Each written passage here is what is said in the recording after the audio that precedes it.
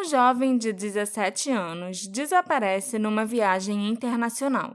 Mike Mansholt estava em Malta quando alugou uma bicicleta e foi visto com vida pela última vez. Alguns dias depois, seu corpo foi encontrado, mas isso não ajudou a esclarecer as coisas. Na verdade, surgiram ainda mais perguntas. Como ele morreu? Onde estavam seus pertences? E o que aconteceu com os órgãos dele? Oi?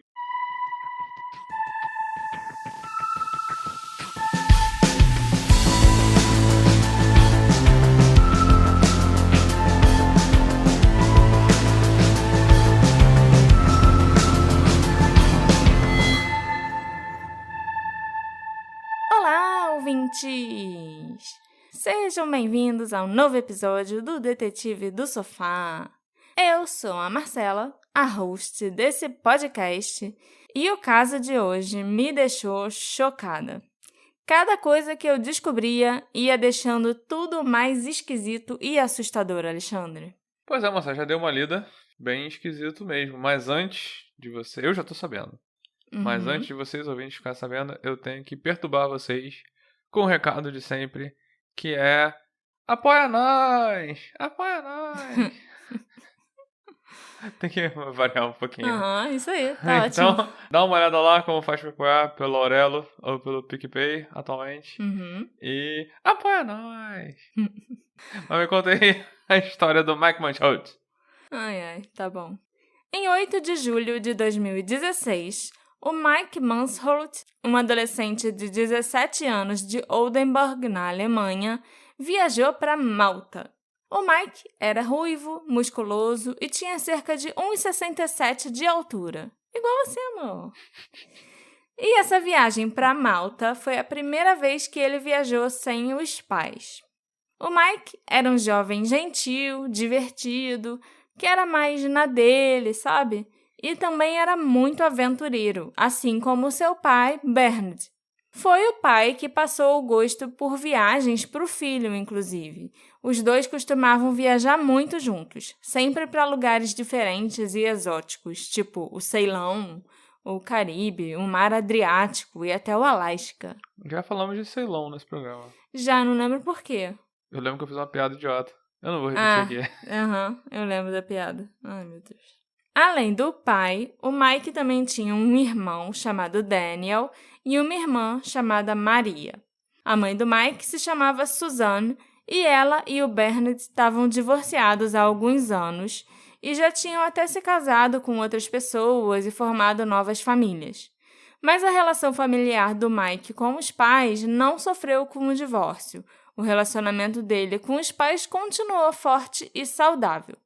Inclusive, o Daniel era irmão do Mike por parte de pai, era filho do Bernard com a esposa nova dele, e a Maria é irmã do Mike por parte de mãe, que ela é filha da Suzanne com o novo marido dela. O Mike também tinha uma namorada, que estava passando algumas semanas estudando em Malta, e foi por isso que ele quis ir para o país, para os dois poderem passar algum tempo curtindo juntos antes dela voltar para a Alemanha. E para quem não sabe, assim como eu não sabia, Malta é um pequeno país no mar Mediterrâneo, composto por 3 ilhas, das quais Malta, que leva o nome do país, é a maior. Leva 1h30 de barco para chegar em Malta se você partir do sul da Itália. Ela fica, bem ali no sulzinho da Europa mesmo, e ela fica no Mediterrâneo, entre a Europa e a África, sabe? Porque ela também fica ali bem perto do nordeste do continente africano. Entendeu? O país tem cerca de 514 mil habitantes, vivendo em 316 quilômetros quadrados. Bem pequenininho, né? Malta tem sua própria cultura, língua e clima distintos. No verão, as temperaturas podem ser bastante altas para os padrões europeus, é claro. Na segunda semana de julho de 2016, quando o Mike estava lá em Malta, as temperaturas de dia giravam em torno de 32 graus, caindo para cerca de 22 graus Celsius à noite. O país tem tradicionalmente baixas taxas de criminalidade, mas ele tem sido associado a problemas significativos de corrupção. Eu acho que vocês vão concordar com essa afirmação Até o final do episódio. E Malta também é um paraíso fiscal, com iates milionários ancorados em seus portos. E dizem por aí que as pessoas também podem comprar a cidadania maltesa por 650 mil euros, o que automaticamente garante também a cidadania da União Europeia. Mas, porra, se você tem 650 mil euros, não acho que você vai gastar, né? Querendo virar um cidadão de Malta. Mas tudo bem, tem quem queira, né? Para ter o preço divulgado assim na internet, né? Então, em 8 de julho de 2016, o Mike viajou para a capital de Malta, a cidade de Valletta, e encontrou a namorada.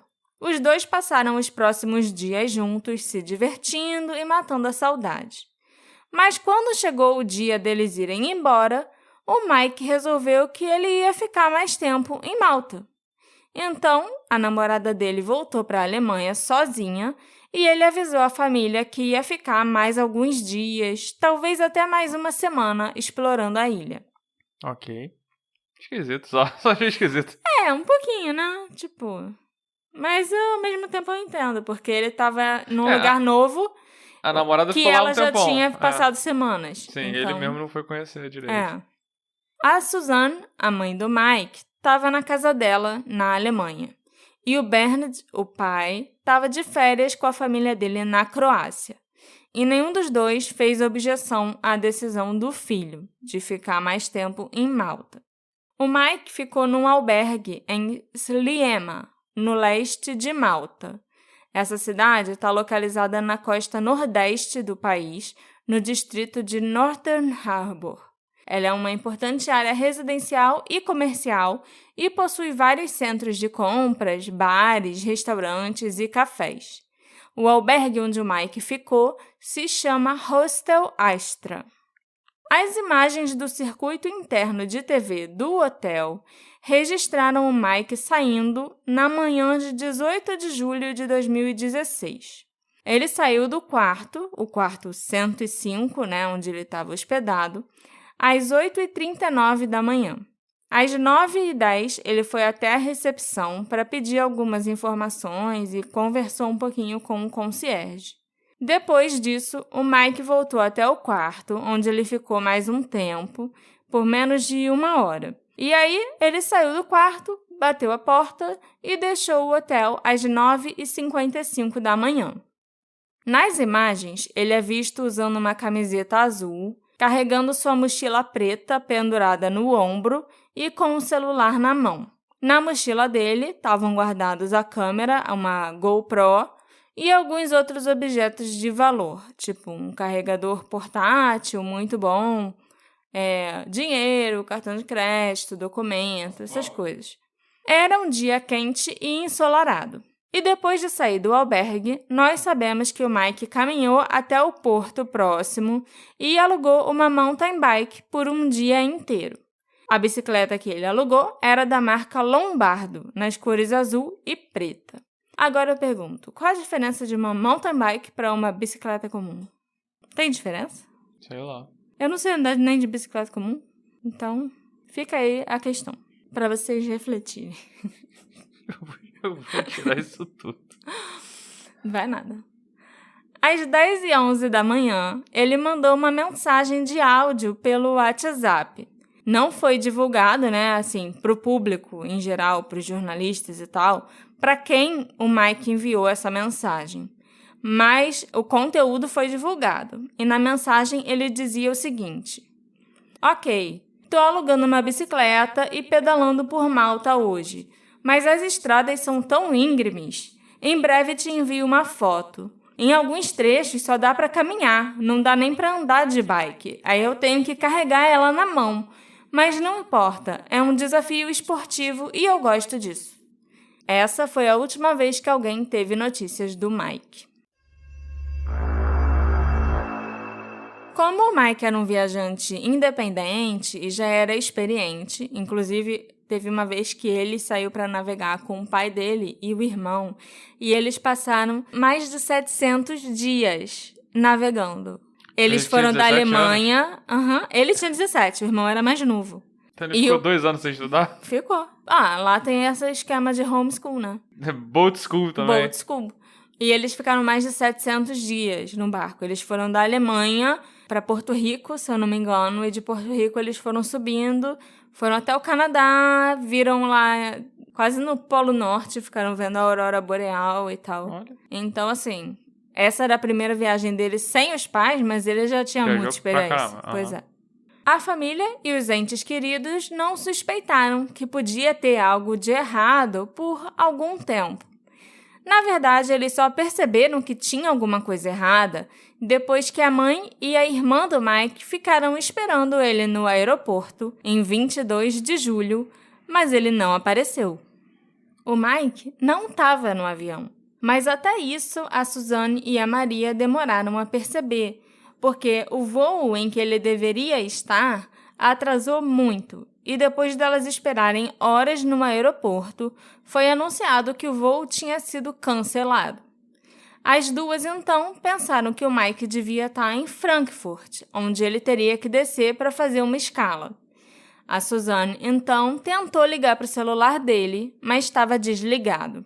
Depois de muito tempo tentando falar com o filho, ela finalmente ficou sabendo, através da companhia aérea, que o Mike nunca embarcou em Malta. A Suzanne, então, foi direto na polícia e declarou o filho como desaparecido às 2 da manhã do dia 23 de julho de 2016. A polícia alemã tratou o caso como de alta prioridade e os oficiais já entraram em contato com a polícia de Malta imediatamente. Um dos investigadores alemães recebeu a informação que os oficiais de Malta estavam procurando pelo Mike nos últimos 4 dias. O Mike não era visto na ilha desde a manhã de 18 de julho, quando ele alugou a mountain bike que ele nunca devolveu. O gerente do hostel Astra tinha declarado o desaparecimento do Mike no dia 20 de julho, quando ele estava há 2 dias sem aparecer no albergue. Faziam 4 dias que o Mike não era visto por ninguém, e a polícia de Malta já estava procurando por ele na área. Mas ninguém contatou a família dele na Alemanha para informar sobre isso. O Mike também nunca chegou ao aeroporto para pegar o voo de volta. Quando o Bernd, o pai do Mike, ficou sabendo da situação durante as férias dele na Croácia, ele pegou o primeiro voo disponível para Malta, de manhã cedo, junto com o irmão do Mike, o Daniel. Ele tentava manter a calma, apesar dos medos crescentes. O Bernd tentava pensar em razões para a ausência do filho no aeroporto. Talvez ele tenha perdido o voo, talvez ele tenha perdido o celular, ou então o celular tenha sido roubado. Muita coisa podia acontecer.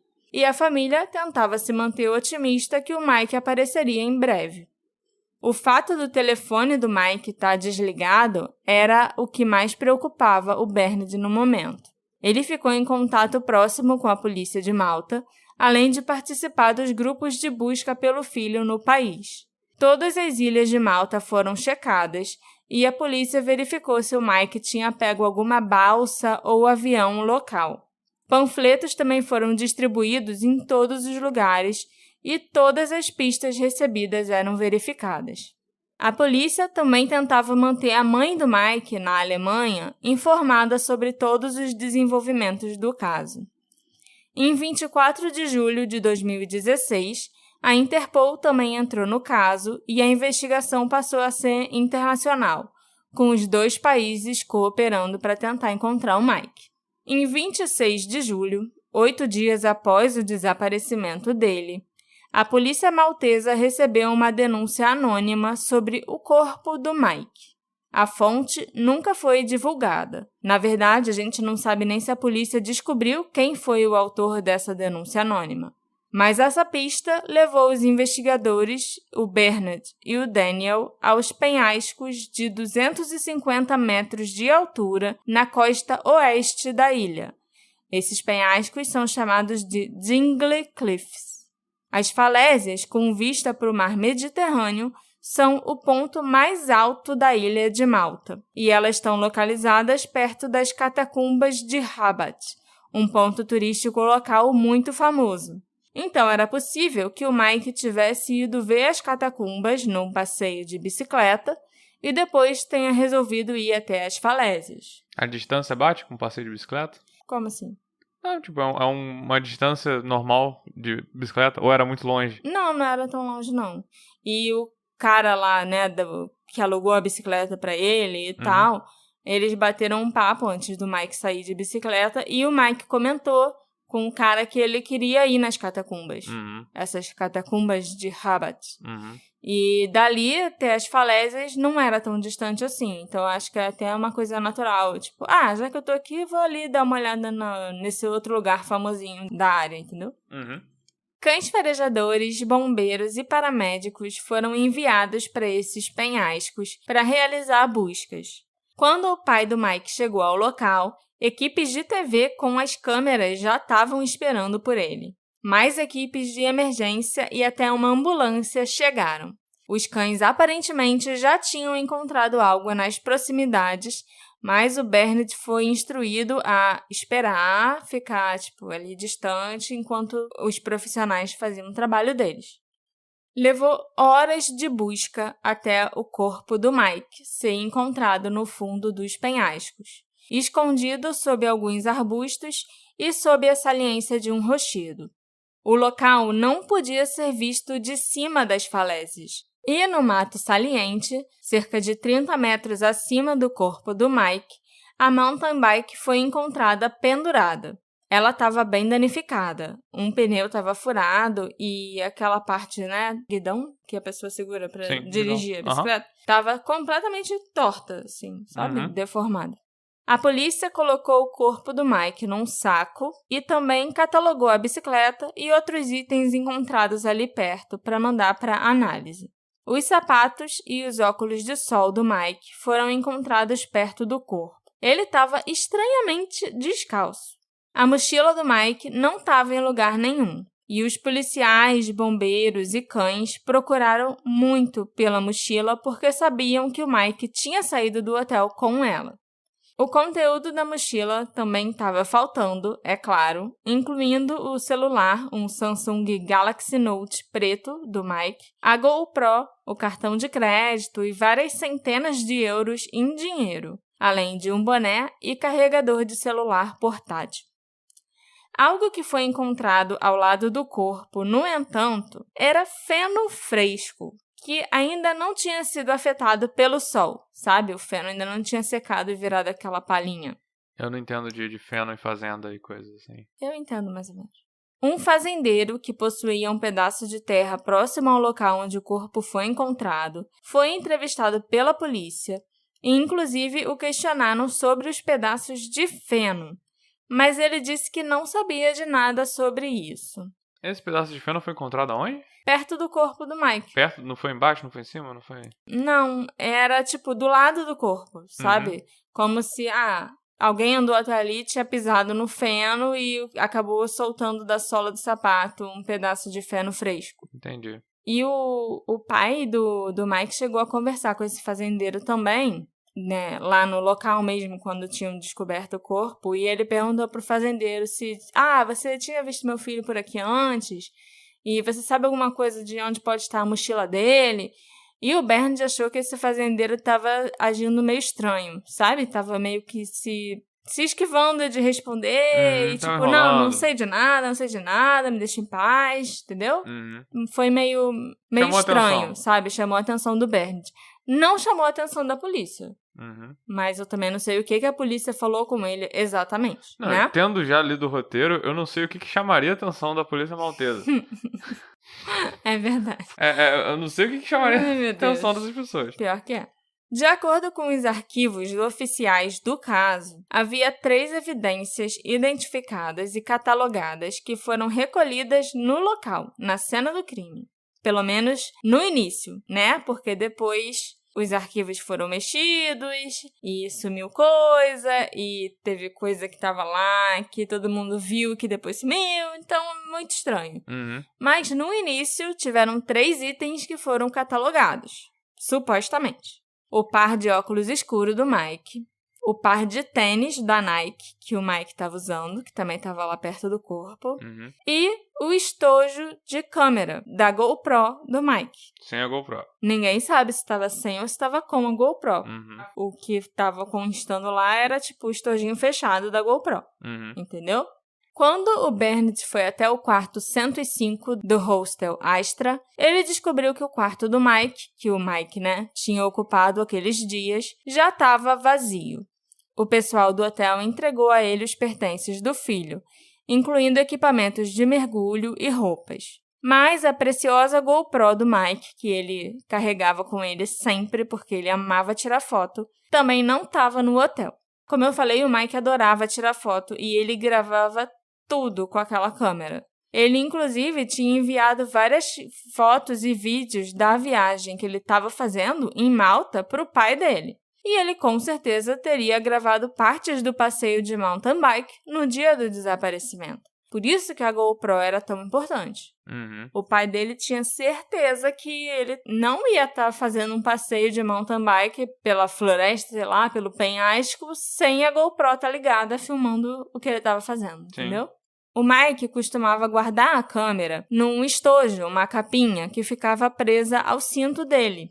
Como o Bernard não viu a câmera, o estojinho, no corpo do filho, nem nos pertences dele, ele discutiu com a polícia e ouviu de uma policial no local, inclusive a chefe das investigações, que ela tinha visto, sim, o estojo preto da GoPro preso ao cinto do Mike quando ele estava caído abaixo das falésias. E a gente sabe que ela viu porque ela catalogou o estojinho logo lá no início. E essa policial, a chefe do caso, ainda disse que foi ela quem guardou o corpo por um longo tempo. Foi ela que ficou em cima. Que ficou vigiando, tomando conta do corpo, sabe? Enquanto estavam procurando evidência ali na região. E ela declarou na frente de várias testemunhas, ali, ainda na cena do crime, que ela tinha visto a case da câmera, a capa da câmera, no corpo do Mike. Mas é aquilo, ela falou que ela viu a capa, ninguém sabe se estava com ou sem a câmera dentro da capa. Entendi. Entendeu? Entendi. O Bernard realmente queria ver a GoPro e as imagens que o filho dele devia ter gravado. Mas todos os outros policiais negaram que o estojo da câmera estivesse junto do corpo. Eles não sabiam onde estava a GoPro, nem a capinha da GoPro. E quando o Bernard foi novamente falar com aquela policial que disse que tinha visto a capinha, ela passou a negar que tinha visto o estojo da câmera do Mike. Ela passou a negar no mesmo dia ou foi um tempo depois? No dia seguinte. Logo no dia seguinte. A polícia suspeitou imediatamente que o Mike tinha caído do penhasco com bicicleta e tudo. Mesmo que a localização do corpo tornasse difícil imaginar que ele tivesse sofrido uma queda reta. Porque ele não caiu e... pronto, você olha pra baixo e você vê ali. O rochedo, ele era mais pontudo pra frente. Ele tava num local que, ele teria que cair meio que indo pra trás pra estar onde ele tava. Dá pra entender? Ele tinha que cair e dar a volta no precipício ali, né? Porque o precipício, ele fazia meio que era um côncavo. C, assim. Ele era côncavo. E o local onde o Mike tava você coberto. não conseguia cair ali. Ok, você não caía de cima pra baixo. Ok, bem explicado, parabéns. Espero que vocês tenham entendido. Seria impossível o corpo terminar ali onde ele foi encontrado, sabe? Escondido embaixo do precipício. Embaixo da ponta do precipício. Mas a polícia imediatamente considerou a morte do Mike como acidental e declarou que ele caiu de 30 e poucos metros de altura e rolou sob o beiral. Ele caiu e foi rolando para trás até ficar ali onde o corpo foi encontrado.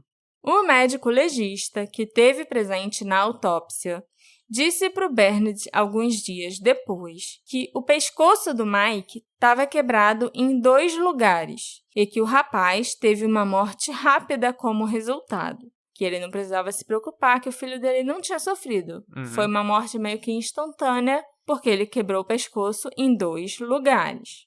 O problema é que nenhum exame de raio-x foi feito na autópsia. Então, como um médico, só de olhar, teria como saber que o pescoço estava quebrado em 2 lugares? Eu acho que o médico conseguiria saber. Tocando, sei lá, sabe?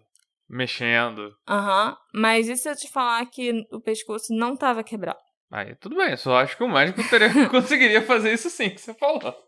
O resultado da autópsia chegou em 4 semanas. E com ele veio a confirmação de que o corpo era realmente do Mike através do DNA. Outras descobertas da autópsia em Malta, realizada no hospital Mater Dei, foram que o Mike estava morto há 7 ou 8 dias e que o estado da bicicleta não correspondia a uma queda de 30 metros ou mais de um penhasco. A autópsia também concluiu que o Mike não teve ossos quebrados, o que contradiz totalmente a teoria que ele teria caído de um penhasco. Porque se a pessoa cai de um penhasco, o mínimo que eu espero é que ela quebre o braço. E pior ainda, também contradiz o que um dos legistas tinha falado para o Bernard, que o garoto morreu rápido porque ele tinha quebrado o pescoço em 2 lugares diferentes. Não quebrou o pescoço, então? Não quebrou nada. O cara falou isso de graça. Sei lá por que o cara falou isso. Ok. No dia 8 de agosto de 2016, uma assistente do legista do necrotério local, lá de Malta, procurou o Bernard e disse para ele que, estranhamente, eles não encontraram fraturas em nenhum dos ossos do Mike. Isso a menina procurou ele para falar antes do resultado oficial da autópsia sair. E ser entregue, ser comunicado à família. Ser oficial e tal. Ela chegou e falou isso pra ele, tipo, olha... Não tem nada quebrado. Eu sei que estão falando pra você que seu filho morreu, que foi de acidente, porque ele caiu e tal, mas, assim, não tem nada quebrado. Então, se eu fosse você, eu já meio que pensava no que fazer depois, porque tá esquisita essa história, entendeu? O Bernard imediatamente procurou a policial responsável por toda essa investigação. Mas quando ele confrontou a policial com as perguntas que ele tinha para fazer, inclusive a respeito da autópsia e tal, ela foi muito evasiva, o que deixou o Bernard ainda mais desconfiado. Lembrando que essa é a mesma policial que falou que tinha visto a capinha e no dia seguinte não tinha visto mais. Não só o Bernard parou de receber respostas diretas da polícia maltesa para as suas perguntas, mas ele ainda percebeu que os oficiais locais também começaram a dar a impressão de que queriam que ele deixasse Malta logo, agora que o corpo do filho tinha sido encontrado. Tipo, você não tem mais nada pra fazer aqui. A gente já encontrou o corpo do seu filho, volta pra casa. E tem muita coisa esquisita nessa história mesmo. O corpo sem ossos quebrados, que supostamente caiu de mais de 30 metros num ângulo que desafia as leis da física. A câmera ou o estojo da câmera que estava ou não preso no cinto do Mike. E ainda tinha a história do feno, que não se encaixava nem um pouco na teoria de um acidente. Como que o feno teria ido parar lá? Feno fresco ainda, sabe? E ainda tinha o legista mentindo sobre 2 fraturas no pescoço do Mike. Depois que o Bernard continuou pressionando a polícia sobre as mudanças nas declarações dos investigadores sobre o estojo da GoPro, o departamento forense maltês entregou uma câmera fotográfica digital para o Bernard, falando que era a câmera do filho dele. Mas, como vocês estão carecas de ouvir nesse episódio, o Mike tinha uma GoPro. A polícia de Malta entregou para ele uma câmera fotográfica da Canon, uma câmera digital da Canon, de um modelo, inclusive, bem antigo, sabe? Aquelas bem do início da era digital, que tinha visorzinho e tudo para você ver a foto que você tirou. Parecia que eles tinham resolvido entregar essa câmera, essa Canon aí, velhinha, antiquada, pro Bernard, tipo, dizendo que era a câmera do Mike pra ver se ele ia finalmente deixar todo mundo em paz. Entendeu? Parar de ficar reclamando, falando da câmera. Também é insultar a inteligência da pessoa, né? E a câmera não se parecia em nada com a GoPro Hero 2 prateada do Mike. Sem contar que ela era um modelo muito antigo. E eles ainda deram também um cartão de memória destruído para o Bernard, que eles disseram que estava ali, naquela câmera. Naquela GoPro, que eu tô fazendo aspas com os dedinhos, né? Tá esquisito. Eu tenho foto dessa GoPro, Canon. GoPro fake? A GoPro fake, entendeu? Eu vou botar no Instagram pra vocês. E realmente é um insulto à inteligência de qualquer pessoa. Você entregar aquilo dizendo, olha, essa daqui era a câmera do seu filho. Até hoje, a câmera real do Mike Mansholt nunca foi encontrada e nem sua mochila ou outros pertences pessoais dele. A família do Mike começou a ter dúvidas sobre as boas intenções da polícia maltesa. O Bernard também questionou quem poderia ter roubado os pertences do Mike, mas um policial maltês sugeriu que o povo de Malta nunca roubaria os pertences de um corpo e que turistas deviam ter roubado a mochila do Mike. Ok. Em Malta, ninguém rouba nada, nem se tiver caído do lado de um cadáver. Foram turistas. Eles também disseram que tinham investigado o celular do Mike com a operadora, né? Pedido os registros para ver também a localização, essas coisas assim. Mas não descobriram nada. Nesse ponto, o pai do Mike estava pronto para fazer algumas acusações bem sérias contra as autoridades maltesas. Mas ele tinha que voltar para a Alemanha para providenciar o enterro do filho e ver também como estavam os negócios, a loja que ele tinha e como estava a família dele também, né? O corpo do Mike chegou na Alemanha em 17 de agosto de 2016. O diretor funerário ficou impressionado com várias coisas quando ele foi encarregado de preparar o corpo do Mike para o enterro. Em primeiro lugar, o corpo parecia completamente murcho, meio vazio, sabe? Sei. Todo o volume tinha ido embora. Em segundo lugar, o Mike não estava embalsamado ou preparado para ser enterrado de forma alguma. E isso era chocante, porque a investigação sobre a morte ainda estava em andamento. E, ao não embalsamar o corpo, Malta deu um sério problema para a Alemanha, que não conseguiria fazer uma segunda autópsia corretamente. Ficou imediatamente claro que o corpo do Mike estava cheirando a decomposição, e não a formol e outros produtos químicos de preservação, como deveria.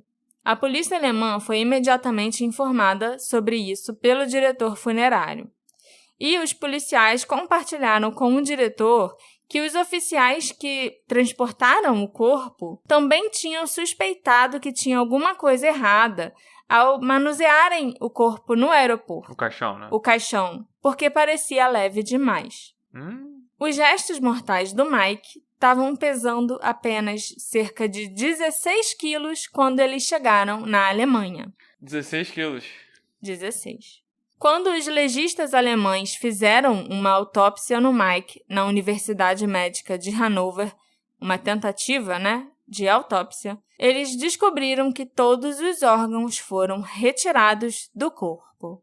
Cérebro, coração, pulmões, fígado, pâncreas, as glândulas suprarrenais, o rim direito, bexiga, próstata, estômago, intestinos e outros órgãos desapareceram. Apenas pequenas partes fragmentadas permaneceram do rim esquerdo, do diafragma, baço e cólon. Isso explica porque o corpo do Mike estava todo murcho e pesava 16 quilos. Pois é, isso é muito horrível. Durante algumas autópsias, os principais órgãos são retirados sim para uma investigação mais aprofundada. Isso é normal. E quando isso acontece, o corpo é preenchido com outros materiais, como serragem e algodão. Ou então, esses órgãos são colocados de volta depois que a autópsia termina. Entendeu? Mas você não vai simplesmente deixar um buraco, um corpo murcho, assim, vazio, de qualquer jeito. E se você não botar os órgãos de volta e botar um algodão no lugar, por exemplo, você tem que escrever no relatório da autópsia o que foi feito com esse órgão. Sabe? Para onde ele foi? Ele foi para uma faculdade de medicina? Ele foi jogado no lixo porque ele estava tão deteriorado e tão decomposto que não tinha como você botar de volta? Não é bagunça. Não é bagunça, isso tem que estar lá bem relatado. Um médico legista maltês disse para o Bernard que os órgãos do Mike tinham sido comidos antes que o corpo fosse encontrado, o que pareceu ridículo para a família do Mike imediatamente, já que ninguém que viu o corpo do Mike quando foi encontrado, depois de só 8 dias desaparecido, notou qualquer coisa assim. Não havia feridas visíveis ou marcas de mordidas de animais, por exemplo, no corpo. E ele também não parecia esvaziado ou enrugado como ele estava quando chegou na Alemanha. A família ficou completamente chocada e arrasada, e o Bernard chegou a escrever uma carta para as autoridades maltesas, implorando que mandassem os órgãos do filho de volta para que ele pudesse enterrar com o filho, sabe? Coitado. O Ministério Público de Oldenburg, a cidade que eles moravam na Alemanha, confiscou o corpo. O caso da pessoa desaparecida passou a ser um caso criminal. Uma investigação sobre a morte do Mike foi iniciada. Os médicos legistas da Universidade de Hanover também estavam muito descontentes, porque eles nunca receberam uma cópia do relatório da autópsia realizada no Hospital Mater Dei, em Malta, e nem ficaram a par das descobertas. Eles reclamaram que, devido à falta de órgãos, a segunda autópsia só poderia chegar a resultados extremamente limitados, que não poderiam ser comparados aos resultados da primeira autópsia. Até porque eles nem tinham esses resultados. Não tinha que comparar, ponto, né? Talvez se você tivesse o resultado, você podia olhar e falar, sim, isso faz sentido. Não, mas sim. Podia ser, né? Não tinha como fazer absolutamente nada. Os alemães ficaram de pés e mãos atados. O Bernard e sua ex-esposa, a Suzanne, também registraram uma queixa por meio de seus advogados, a Veronique Daly e o Dean Hille.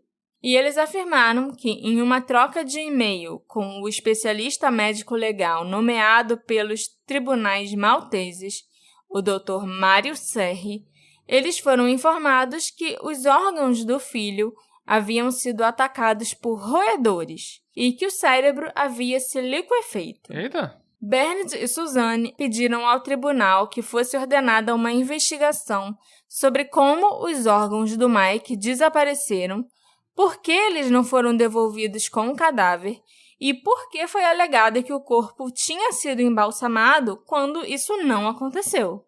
Os promotores públicos alemães começaram a trabalhar no caso do Mike e imediatamente suspeitaram que ele podia ter sido assassinado. E também concluíram que os patologistas malteses fizeram um trabalho ruim. Eu concluí isso também. Até eu concluí isso.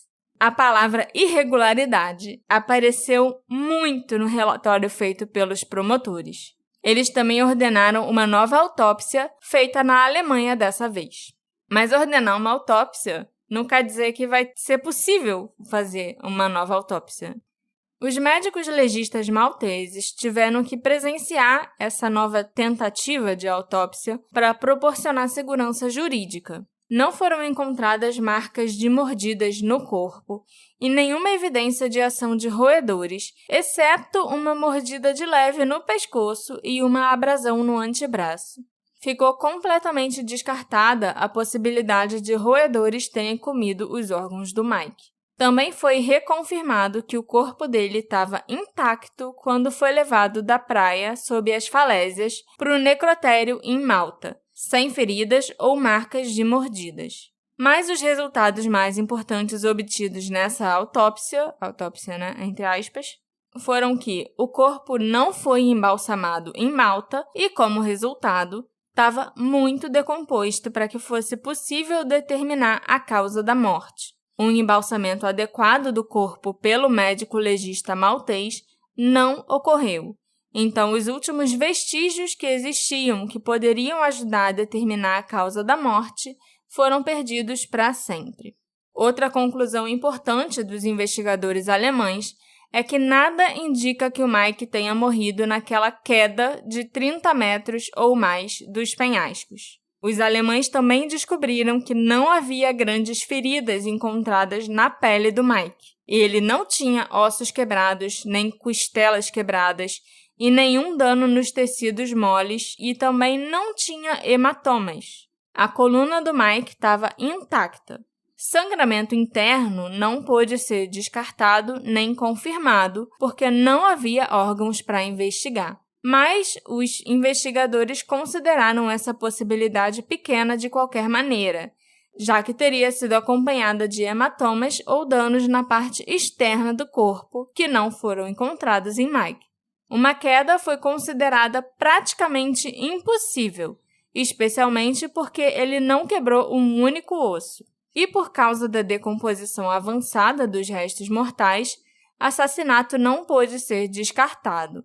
Mas os malteses mantiveram sua história, que o Mike morreu num trágico acidente ao cair de um penhasco. Quando os malteses fizeram a própria autópsia, lá, no início das investigações, 3 pessoas estavam presentes, incluindo um médico forense que era o chefe do departamento no país, o professor Mário Serri.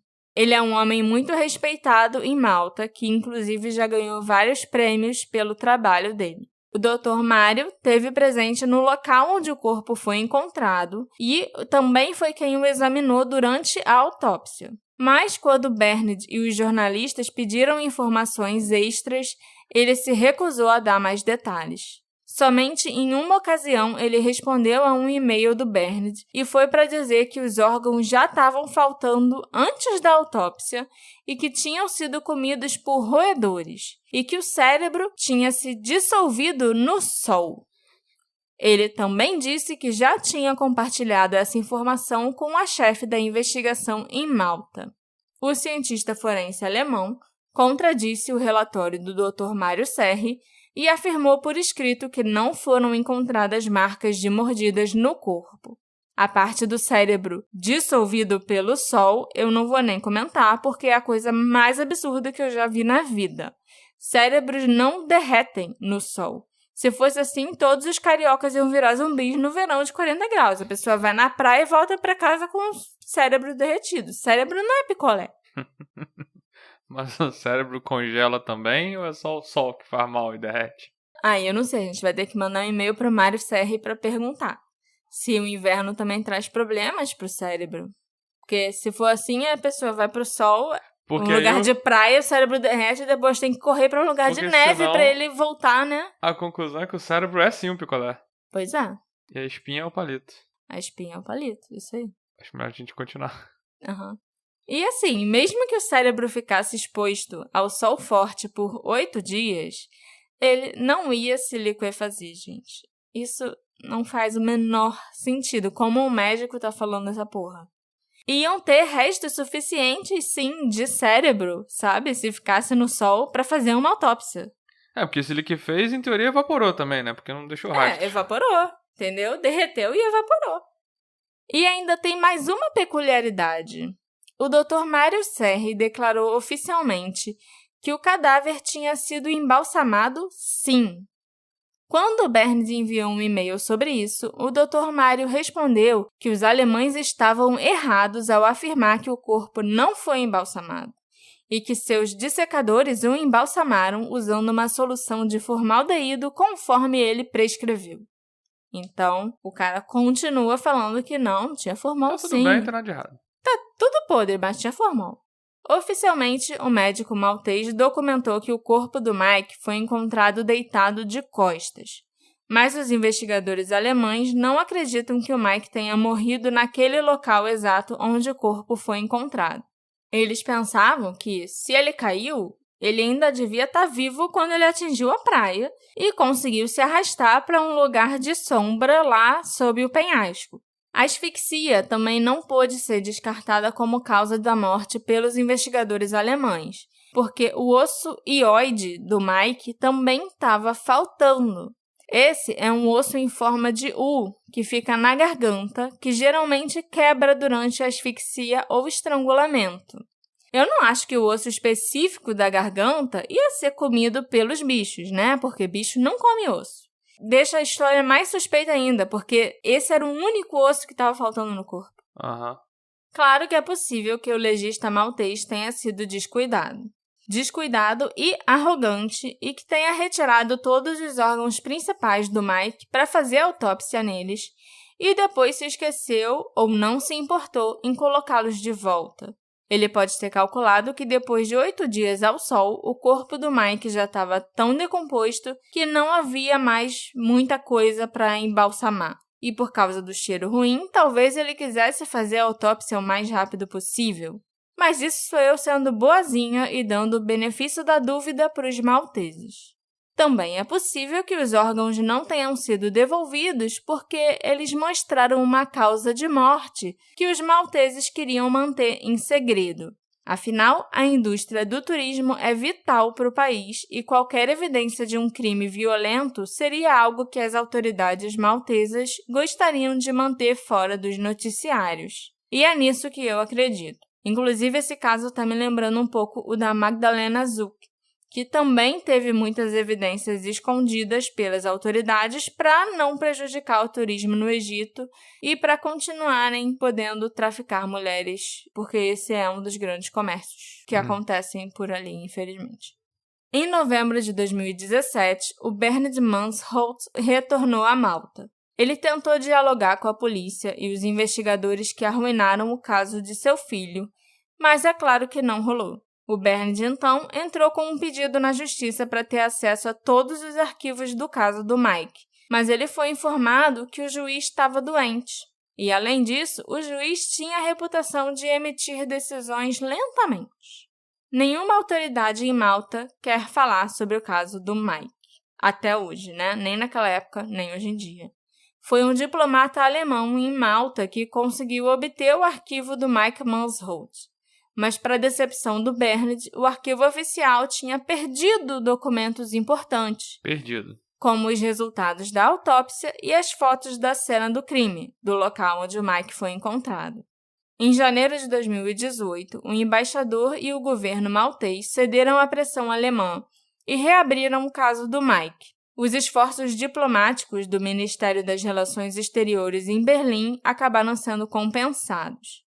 Os primeiros documentos chegaram pouco depois à Alemanha, incluindo algumas partes do arquivo maltês. A mídia local passou a cobrir a história e os políticos no parlamento começaram a discutir sobre esse assunto.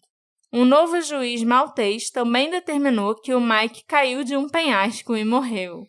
Reabriu para falar a mesma coisa. O governo de Malta considera qualquer outro cenário uma teoria da conspiração.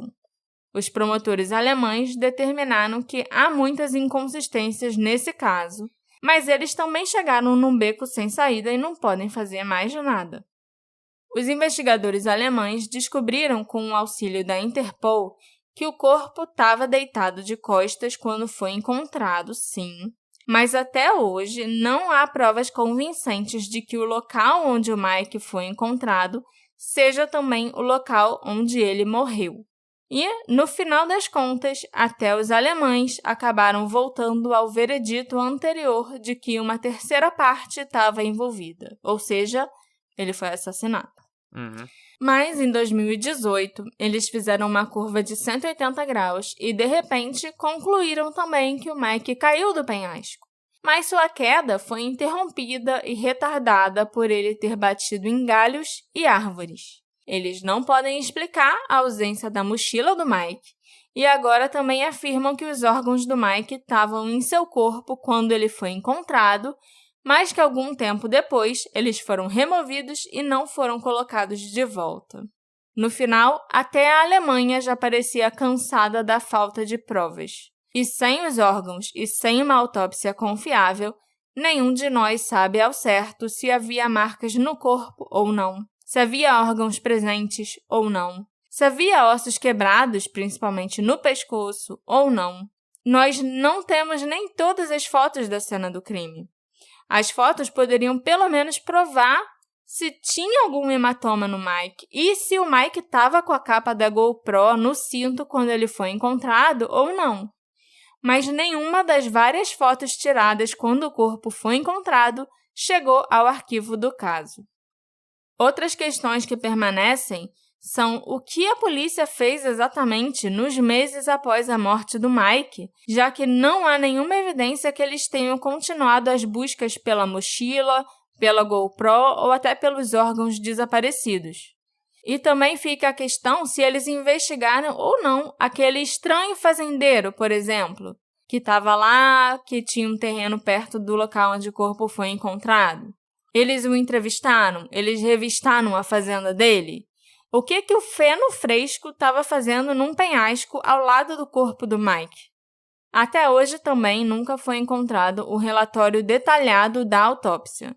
Nos arquivos do caso, há apenas uma única página que resume as declarações conhecidas: órgãos ausentes, alimentação animal, causa da morte desconhecida. E o arquivo não contém uma única fotografia do local ou do cadáver. No fim das contas, nós não sabemos a causa da morte e se o Mike morreu ou não com o impacto da queda. A única coisa que todos descartaram é suicídio, porque aparentemente o Mike era feliz, cheio de planos, apaixonado e sem nenhum sinal de doença mental ou depressão. Quase todo mundo que analisa esse caso, cheio de lacunas e com os arquivos tão desleixados, desde diplomatas e investigadores a jornalistas, tem dúvidas sobre o veredito oficial das autoridades malteses. O Bernard Mansholt acabou decidindo parar de pressionar por mais respostas no caso da morte do Mike e se concentrar em sua família e nos filhos restantes, né? Ele acha que nós nunca saberemos com certeza o que aconteceu com o Mike. Claro que ele gostaria de saber e, assim, o fato dele ter parado de pressionar não quer dizer que ele não se importa, né? Só cansou, né? Cansou e, assim, ele também não pode viver obcecado pela morte do Mike quando ele ainda tem outros filhos que estão vivos aqui para criar, entendeu?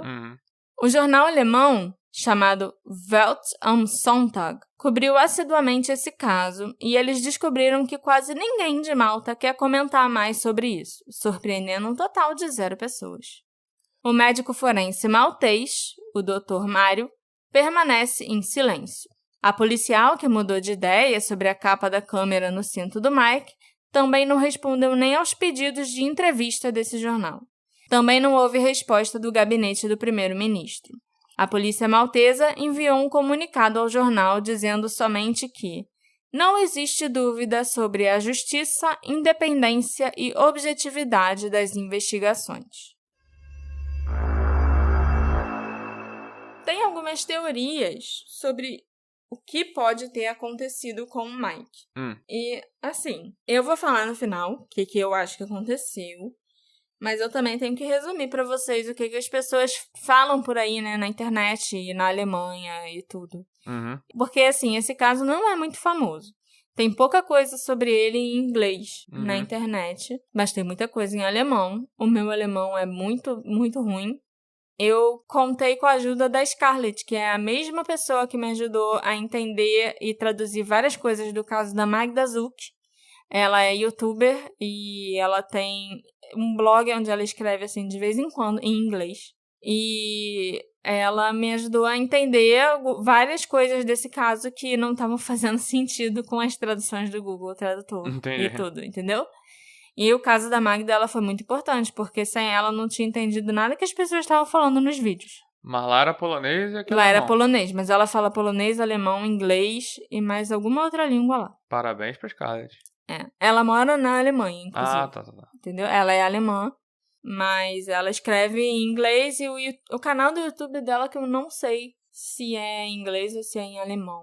Porque eu não assisti tantos vídeos. Eu falo com ela por e-mail. Só.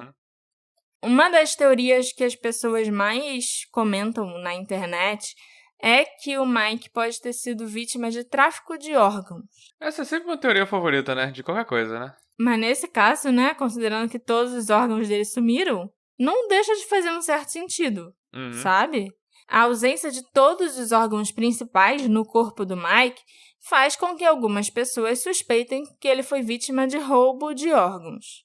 E vou te falar que a gente acabou de ver Round 6 super atrasados, e então isso foi uma das primeiras coisas que me veio à cabeça. Ai, meu Deus, estão roubando o órgão do garoto. Entendeu? Só que no caso ele estava vivo e estava bem. Não estava quase morto que nem as pessoas lá do Round 6. O Mike pode ter sido morto por traficantes de órgãos que roubaram tudo, depois costuraram e descartaram o corpo, tentando fazer parecer que foi um acidente. O problema com essa teoria é que as pessoas viram o corpo do Mike sob os penhascos e não parecia que o corpo tinha sido atacado ou que estava danificado de alguma forma.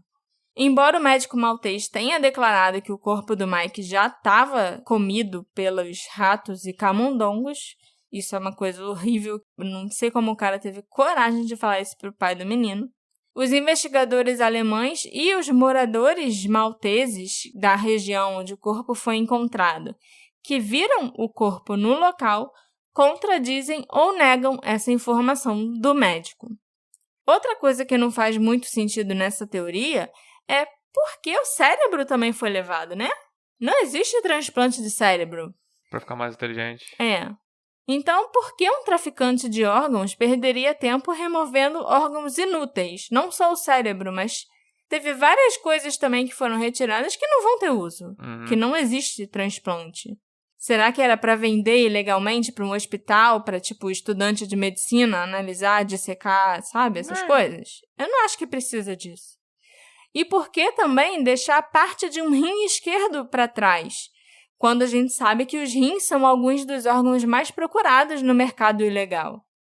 Embora a incompetência possa explicar muitas inconsistências, eu suponho que ainda seja possível que o Mike estivesse vivo e que ele primeiro foi levado para um outro lugar, teve seus órgãos retirados, e então, depois de colherem, os órgãos, os assassinos fecharam o corpo, aí levaram o corpo, a bicicleta e os sapatos dele para o penhasco e arrumaram lá, encenaram aquela cena da forma que ela foi encontrada mais tarde.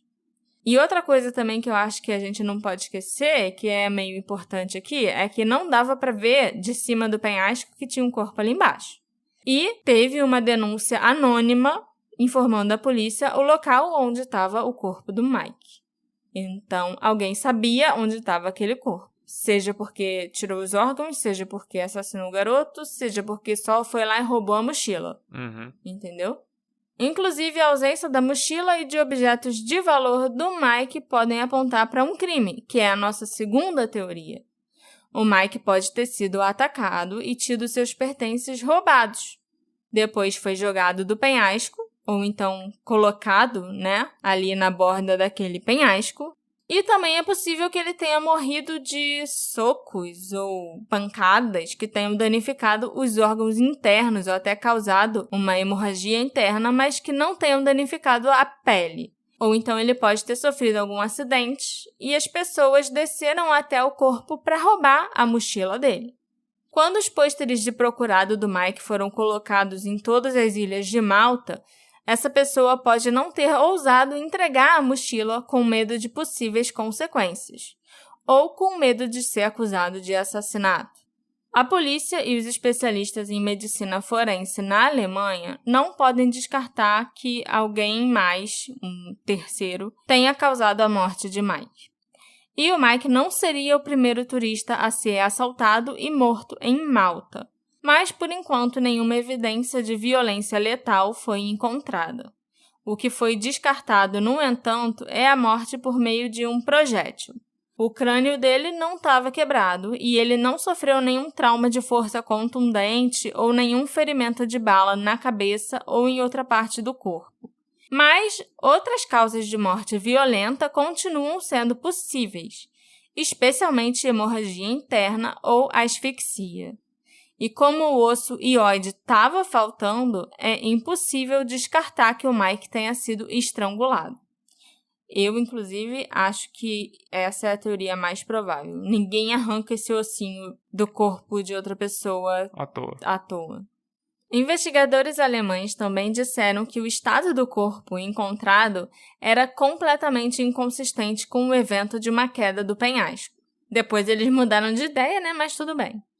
Nenhum osso estava quebrado, nem mesmo uma única costela, e a localização do corpo não era aquela que você encontraria se o Mike tivesse caído do topo do penhasco. Além disso, se fosse um acidente, os pertences de Mike estariam ali pelo local onde ele foi encontrado. Tem quem acredite que é possível que o Mike tenha sido atropelado por um carro e tenha caído lá embaixo.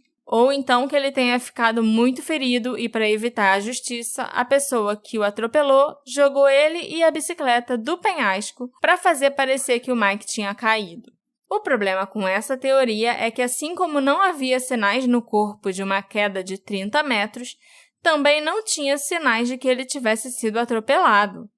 Um atropelamento deixaria marcas com certeza.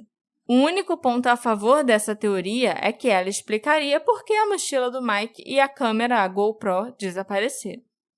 A única coisa que praticamente todo mundo descartou é a hipótese do suicídio, porque, segundo os pais e os amigos, o Mike era feliz, cheio de planos, apaixonado e sem nenhum sinal de doença mental ou depressão. A verdade é que a gente nunca sabe o que está se passando na cabeça das pessoas, né? Quantas vezes a gente fica surpreso porque alguém que parecia muito feliz e contente, ou então algum comediante na TV comete suicídio, ou então vem a público dizer que tem depressão. A gente realmente não sabe. É verdade. Mas se ele pulou dos penhascos, ainda existe problema em relação à localização do corpo. Ele estava no local onde ele não poderia ter caído se ele tivesse pulado da borda do penhasco. E também tem a questão dos ossos não terem quebrado. O cenário mais mundano é que o Mike podia estar cansado ou sofrendo de insolação ou desidratação, ou que ele simplesmente tropeçou e caiu do penhasco. Como todos os órgãos dele foram removidos, a insolação ou desidratação não puderam ser comprovadas durante uma segunda autópsia. Talvez ele tenha caído do alto das falésias, ou ele tenha ido de bicicleta até a praia e se acomodado na sombra, vencido pela sede ou pelo calor. O Mike era uma pessoa atlética e jovem, sem problemas de saúde conhecidos. Mas esse é um cenário teoricamente possível. Ele podia estar completamente exausto de pedalar boa parte do dia no calor e no sol, com as estradas íngremes que ele descreveu na última mensagem que ele enviou no WhatsApp. Talvez ele tivesse até meio fraco por causa disso tudo e ele não tivesse água suficiente para beber, mesmo que ele estivesse numa área habitada ou que ele pudesse ter pedido água para alguém. Mas eu acho até que, em relação a todas as outras teorias, essa faria mais sentido. Ele ter chegado ali por conta própria e acabou morrendo, porque... Ficou sem força? Eu não acho que ele caiu de lá de cima, com certeza, eu não acho. E aí depois alguém foi lá e viu que o corpo lá, achou aquela mochila e levou a mochila. Ele tacou a bicicleta depois? Sei lá. Assim, o que eu acho que provavelmente aconteceu é que a ausência dos órgãos do Mike pode ser uma pista falsa nessa história. Eu acho que o Mike ele foi roubado e que os agressores causaram lesões internas bem complexas por meio de espancamentos e até estrangulamento. Ele pode ter sido assassinado e estrangulado. Ou então o Mike pode também ter sido drogado e as coisas deram errado, ele pode ter tido uma overdose e ter morrido disso. Eu realmente acho que ele foi assassinado, que alguém matou o Mike e roubou as coisas dele. E que depois esse assassino colocou o corpo dele ali, naquele local onde os turistas não iam conseguir ver de cima, e levou a mochila e os objetos de valor do Mike. Eu acho que o curso de ação mais provável, então, foi que a polícia maltesa instruiu o médico legista a se livrar das evidências do crime, a fim de proteger a indústria de turismo na ilha. Daí também porque o cérebro estava faltando, porque se ele tivesse morrido por estrangulamento, asfixia, isso seria mostrado numa autópsia do cérebro. Os órgãos do Mike foram retirados do corpo, oficialmente por razões de autópsia, e depois, de propósito, eles foram esquecidos, sabe? De serem colocados ali de volta. Isso garantiu ao governo maltês que a Alemanha nunca descobriria a verdadeira causa da morte do Mike. E permitiu que eles seguissem essa teoria de uma queda acidental até hoje, apesar de nenhum osso do corpo do Mike ter sido quebrado, exceto talvez o osso rioide. Um osso que normalmente nunca quebra a menos que alguém seja estrangulado. Por que mais esse osso específico do Mike estaria faltando? É impossível determinar se o Mike foi estrangulado por causa do desaparecimento daquele osso. E que motivo um legista poderia ter para remover o osso e remover os órgãos e outras evidências, sabe? Além de ser para esconder qual é a verdadeira causa da morte. Eu fico de coração partido pela família do Mike, que nunca vai saber o que aconteceu de verdade com ele e que ainda teve que lidar com tantas coisas terríveis depois da morte do Mike, sabe? Uhum. Você ter que lidar com, nossa, todos os órgãos do corpo do meu filho sumiram. Ninguém quer devolver, finge que não sumiu. Finge que um rato comeu, sabe? Uhum. É muita falta de humanidade, eu acho. Sim. Você fazer isso. Esse episódio foi feito com a colaboração da nossa querida apoiadora Michele Novaes de Campos. Muito obrigada pelo seu apoio! E sem vocês, nossos queridos colaboradores, o Detetive do Sofá não estaria crescendo e sendo ouvido por tantas pessoas. Eu fico muito orgulhosa de ter um grupo tão legal de apoiadores e ouvintes. Qual a sua teoria preferida a respeito da morte do Mike? Ele foi vítima de um crime encoberto pelo governo maltês para proteger a reputação do país? Foi um acidente mesmo? Ele caiu do penhasco? E por que ele estava sem os órgãos do corpo? Me encontra nas nossas redes sociais, @detetive do sofá, e me conta o que você achou desse caso intrigante. A gente se encontra na próxima investigação. Tchau, tchau. Tchau, tchau.